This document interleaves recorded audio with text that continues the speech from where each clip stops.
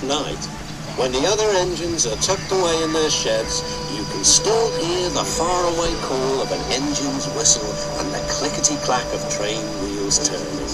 This is the sound of the post train. One train is pulled by Thomas and the other by Percy, as the loads are too heavy for one engine to do the work alone.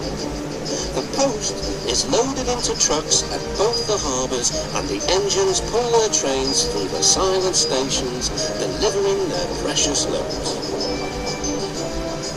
On a clear night, a big shining moon brightens their journey, but often Thomas and Percy can't even see the stars. But whatever the weather, lamps along the track always light their way. One night, Percy was waiting at the junction. The main line train was late. At last, Henry arrived. "Sorry," he puffed. "The mail boat from the mainland was delayed." "Come on, Percy," said his driver. "Let's make up for lost time." Percy puffed along as quickly as he could, but the sun was already rising as he finished his work.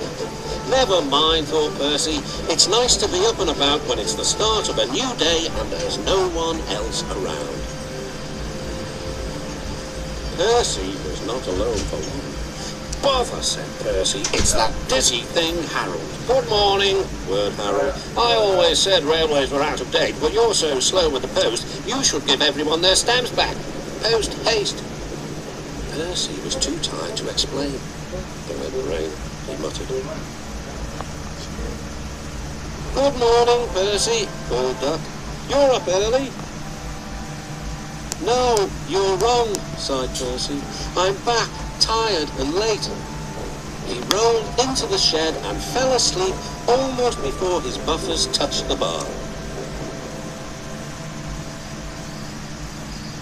His driver decided to set off early that evening.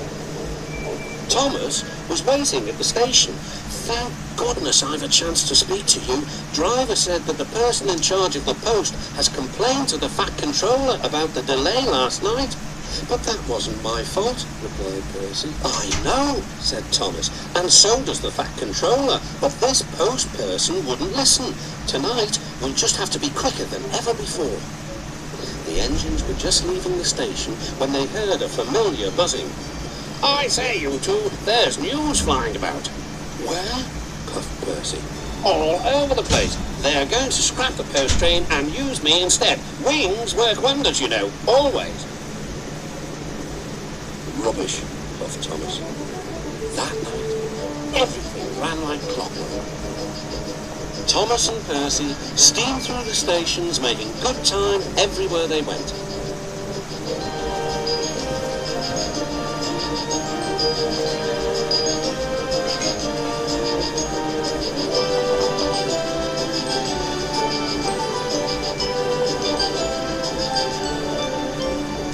At a station, Thomas noticed a man looking cold and worried. He had missed his train home. "We can give you a ride," said Thomas's driver, "but it will be rather uncomfortable." "Thank you," said the man. "Anything's better than sitting here." The next afternoon, Percy passed the airfield and saw Harold. "Hello, Lazy Wings. Are you too tired to fly today?" "The wind's too strong. I've been grounded," grumbled Harold. "You need rails," laughed Percy. "They work wonders, you know. Always." That night, the Fat Controller showed the two engines a letter. It was from the man who had missed his train. "He thinks you are both splendid," said the Fat Controller, "and everyone says that the post train is the pride of the line.